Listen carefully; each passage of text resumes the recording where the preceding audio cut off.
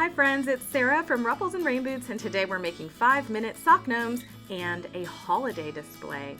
If you think they're cute, boop, boop, stick around and let's make them. Please like this video so I know you're here crafting with me. So if you are new here, I have a Cricut machine and I used that to cut out the word gather from chipboard. I then painted it gray and added white accents on the edges. If you do not have a Cricut, don't worry. The Dollar Tree always has these cool galvanized metal signs, and they're really neat because they come in gather or harvest, but you can use any sign, any holiday. If you're new here, I'd like to ask you, with a friendly gnome reminder to subscribe. How? Just click that red subscribe button below and then the bell for turning on all notifications. Now let's get back to Sarah and the crafts. all right, if you're new here, I'm super proud of that because I made it in Animator all by myself. All right, so we're gonna make a posh sock gnome. Now, if you're not familiar with that, it's okay, I just made it up.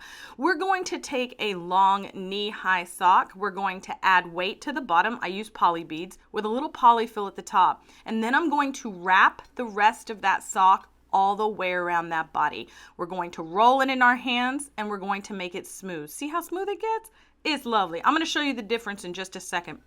So you're going to do that, make sure everything is glued down. We don't want anything shifting or moving. And then we're going to repeat this for the second gnome.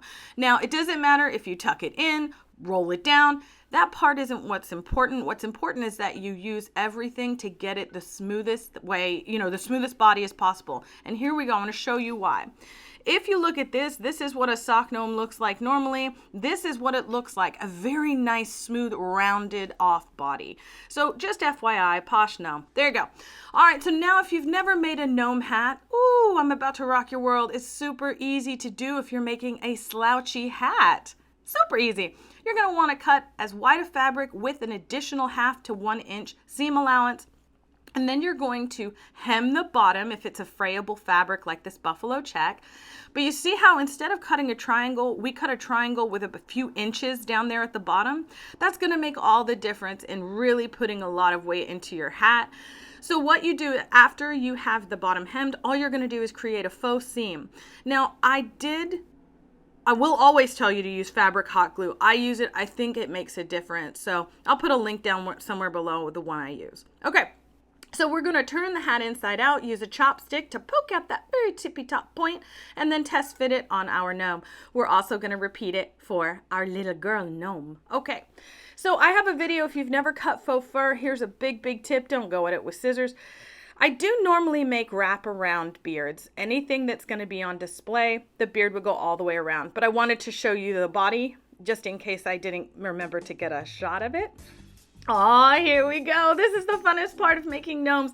Brush out that hair, make it all pretty, and then style, if you would like, a beard or a mustache right there. So I'm using a clay nose. You can use wooden beads, anything you have on hand. I also have a very detailed video on how to make gnome braids. I'll link that. But you are going to start out with 3 strands of about a 1/2 inch to 3/4 inch pieces of faux fur. And you can either taper them now or taper them at the end. You're going to braid them so that the fabric backing is hidden and then it's wider at the top than it is on the bottom, just like a little girl's hair, right? Okay, so we're going to tie off the bottom with some embroidery thread in a coordinating color for your hat. And you're also going to tie off that top piece as well, just so nothing ever comes undone. All right, you're going to repeat that. Oh, so this is the tip. If you want, you can taper the very bottom of your strands. You can do it now or in the beginning. And basically what it's going to do is it's going to make a nice little poof ball. See, that comes together? And so we're going to repeat that for our braids. Just make sure you like where they are. You can go higher or lower on these. We're going to add the glue where the fabric backing is against the body. And then we're going to put those down. Make sure those are actually secure. Excuse me. Put on your hat and then squish up the hat and put on your nose. A little bit of hot glue here and straight on there. All right, so we're not done with all that yet because right now we're going to make some arms.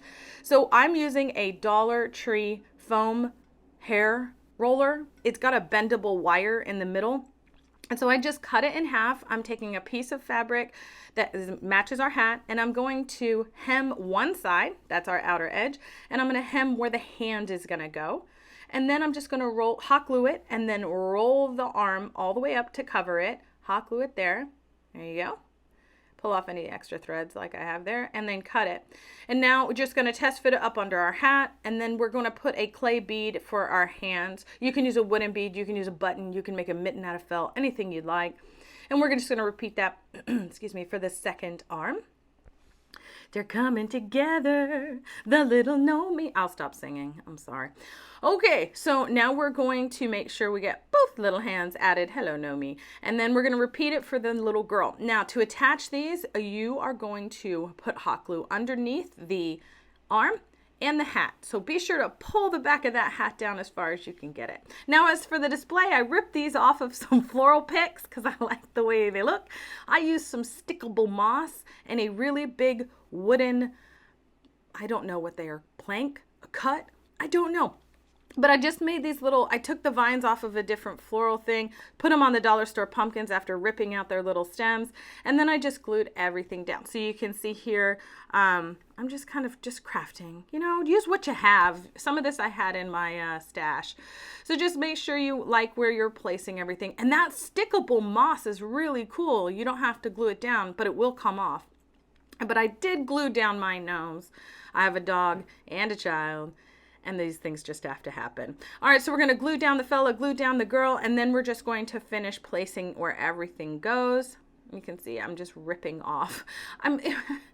I change my mind a lot, so it takes me a lot before I glue things down. So there I'm just building up one, and I'm just going to snip off one of these curly cues and put it right on this other bear pumpkin. And again, these are just picks. You can get these at Dollar Tree, any craft store, and then you're just going to glue them down. And guess what?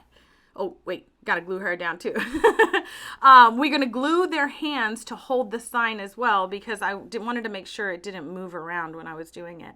But if you just put a light glue, you can change it. Look at them. What do you think? Let me know in the comments below. Do you like this? Do you like me sharing the ideas to display your gnomes? Hey, thanks for joining me. As always, please like this video and subscribe to Ruffles and Rainboots for more crafty fun.